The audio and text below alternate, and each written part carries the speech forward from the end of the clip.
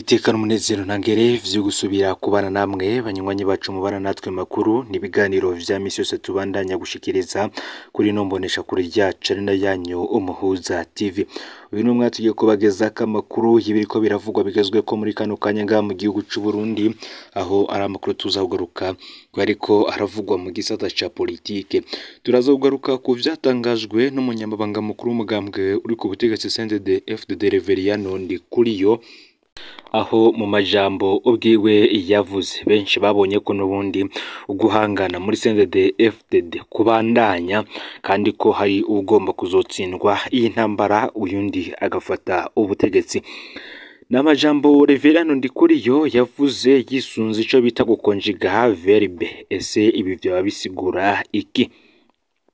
Reveriyano Ndikuriyo agira ati: nababwiye nti ibi bintu muza muravuga ngo mushigikiwe n'abakuru mu gutera akajagari. Abo bakuru bafise manda bavuyeho duca tubikonjiga verbe. None ntivyagenze uko. Ikintu ca mbere cyo kwishimikiza ni itegeko. Ntuzokwishimikize Doriane ngo ajejwe communication ngo ni umu-SN, oya si manda nayo nyene nayo naho idahera turamukonjiga verbe. Naho iyi mvugo ya Reveriyano Ndikuriyo mu majambo ikoresha irimwo kuri kwinshi. Hari abantu bari batonye mu gihe ca General Rengiyome Bunyoni, habitwa barube bahora bakoranya abantu bakavuga amajambo yo gutuka bahunze ngo nabansi b'igihugu. Aho Bunyoni akuriwe agapfungwa nabo bisanze bahindutse abansi b'igihugu batangura kunyegera. Bamwe bati iyi mvugo nubundi yinyegejemwo, bamwe bishimikije umukuru w'igihugu nyene Cubero Evaristo Ndayishimiye, bivuga ko nubundi manda yiwe iheze nabi vyabo bizoba biheze, nubundi bakazotangura gukurikiranwa n'amategeko ndetse bagakubitwa intahe mu gahanga.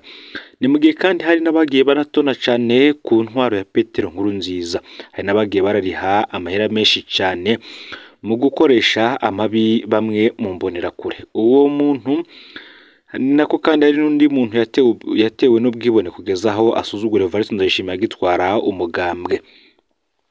Ico gihe Evaristo Ndayishimiye yaramuhamagaye amwishura ngo mbe wewe umpa itegeko nkande.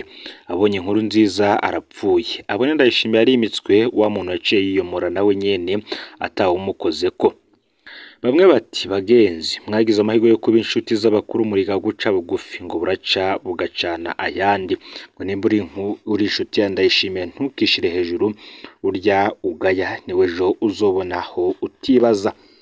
Murano makuru tugiye kugaruka cane kuri iri jambo ryatangajwe n'umunyamabanga mukuru w'umugambwe CNDD-FDD ku rwego rukuru rw'igihugu Nyeniteka Reveriyano Ndikuriyo, ndetse naho yanakebuye indongozi nyinshi zitandukanye. Ni mu gihe benshi bakora amakosa bibwira ko bazokingirwa n'abategetsi n'ubundi baba bariho, kuko n'ubundi usanga bafitaniye imigenderanire ikomeye cyane kandi hambaye. Benshi rero barakora aya makosa bakumva ko atawo bakurikirana, gusa ngiye igihe kigeze n'ubundi barakubitwa intahe mu gahanga. Uturerero twinshi turahari, abagiye baraba ibihangange ubwo Rengiyome Bunyoni yari akiri umushikiranganje wa mbere, aho yari agifise ijambo ku nzego zose z'umutekano z'igihugu, mu budandazwa rw'igihugu ndetse no mu mitahe ihambaye cyane mu mahinguro atandukanye ngaha mu gihugu c'u Burundi. Abo rero kuri ubu nibo bariko baraca mu bihe bitoroshe kandi bidasanzwe.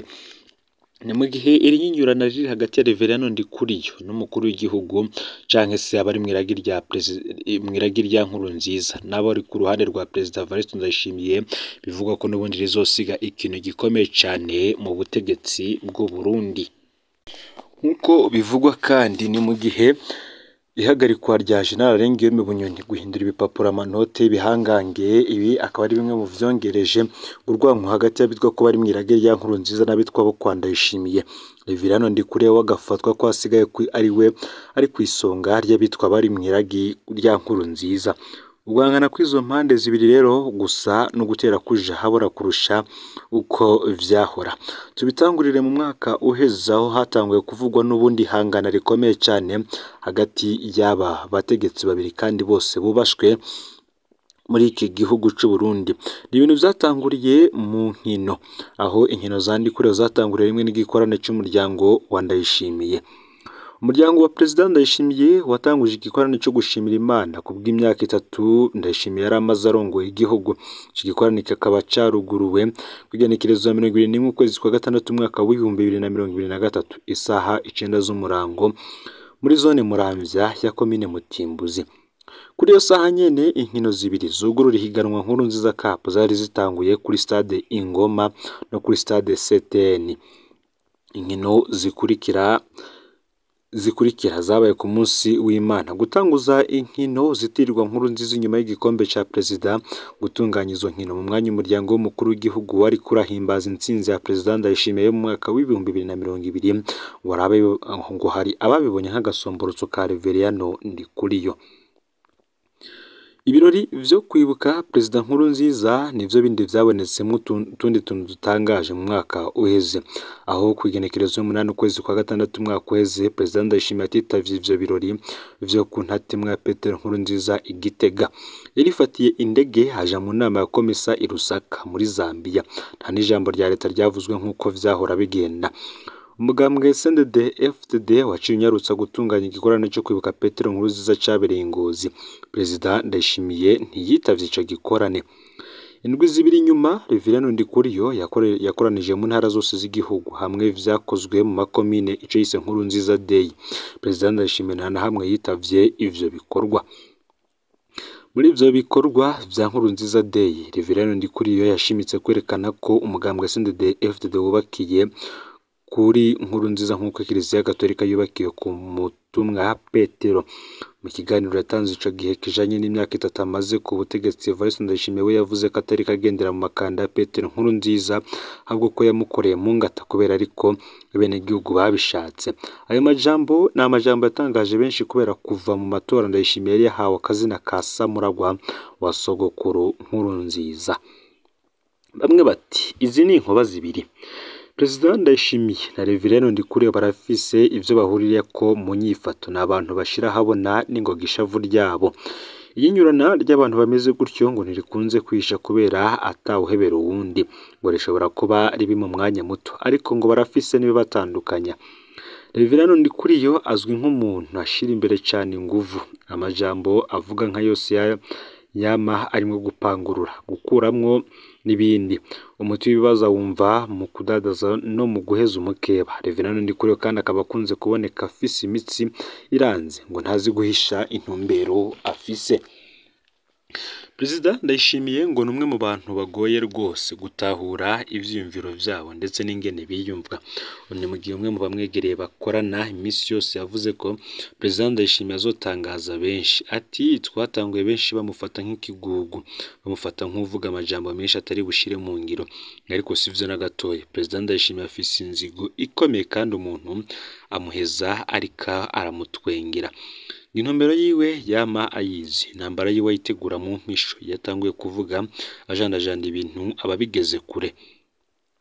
Ngo burya ngo Nkurunziza aramwihenze ko ngo n'umuntu azokoresha ivyo ashaka. Ingene vyaheze mwarabibonye. Bunyoni yarazi ko adakekeranya ko azoteba kwikura ko Ndayishimiye, none urabona iyo ageze. Burya n'abandi benshi ngo bazotangara. Uravye ingufu n'igihagararo bafise Ndayishimiye na Ndikuriyo bose ntiboroshe. Ndikuriyo afise umugambwe, afise imbonerakure, afise amafaranga menshi ashigikiwe kandi nabita ko bari mw'iragi rya Nkurunziza. Abo nabo barimwo mu nzego zose z'igihugu, barimwo no mu nzego z'umutekano. Nimwe kandi ngashobora kuronka bamwe mu mashengero y'abaporoti bahora inyuma ya Bunyoni. Inyuma ya Ndikuriyo kandi ngo hari umurwi munini w'abagumya banga bumva ko bahemukiwe na Ndayishimiye, aho kandi hongera ko abaherutse abahombeye mw'ihindurwa ry'amanote. Abo bose boshima nico bakura ko Ndayishimiye. Perezida Ndayishimiye nawe muri kino gihe arashigikiwe n'abarundi bato bato. Gusa tubibutse ko muri kino gihe nabo bamwe mu basoda b'igihugu batanguye kumugumuka ko kubera intambara yagiye arabashoramwe mu gihugu ca Repubulika Iharanira Intwaro Rusangi ya Kongo. Bamwe bagapfungwa, bagakubitwa, bagapfungwa batambaye impuzu, bakaborezwa igufa ku buryo ubutangaje. Ngo urugeranye ko benshi botinya gutakaza ibibanza barimwo maze bagahitamwo Ndayishimiye kurya vyagenze igihe carajabo. Ngubwo Reveriyano Ndikuriyo ngo arashoboye kurindira mwaka wa 2034 Iki nico ngo kibazo gihambaye Reverend Ndikuriyo arimwo, ikibanza yicayemwo kimutegura kuba umukuru w'igihugu akurikira Ndayishimiye. Muri kano kanya hagize igishikira President Ndayishimiye, umukuru w'inama nshingamateka Geras Daniel Ndabirabe niwe yaca arongora igihugu vy'imfata kibanza akaca ategura amatora. Nankeka ko umugumyabanga mukuru w'umugambwe CNDD-FDD yoca awuserukira mu matora, gutya bitwa ko bari mw'iragi rya Nkurunziza bakaba baragarutse ku butegetsi. Ngo birumvikana ko Reverend Ndikuriyo asa n'uwicaye ku irembo ry'ubutegetsi, ngo ariko ikibazo ni imyaka isigaye kugira Evariste Ndayishimiye arangize ibiringo vyiwe. Ibwirizwa shingiro ngo ridahinduwe, President Ndayishimiye ashobora kurongora Uburundi gushika mu mwaka w'ibihumbi 2034, aho ni kure cane. Ngo Reverend Ndikuriyo nta mahirwe menshi yoba afise yuko azoba akirongoye umugambwe ico gihe. Inyurana ryabe na Ndayishimiye ngo ritabayemo ikindi kintu kidasanzwe, Reverend Ndikuriyo ngo biragoye ko azoba umukuru w'igihugu. Ni mu gihe kahise katarakakera kerekanye ko umukuru w'umugambwe ngo ari we aneshwe yahanganye n'umukuru w'igihugu.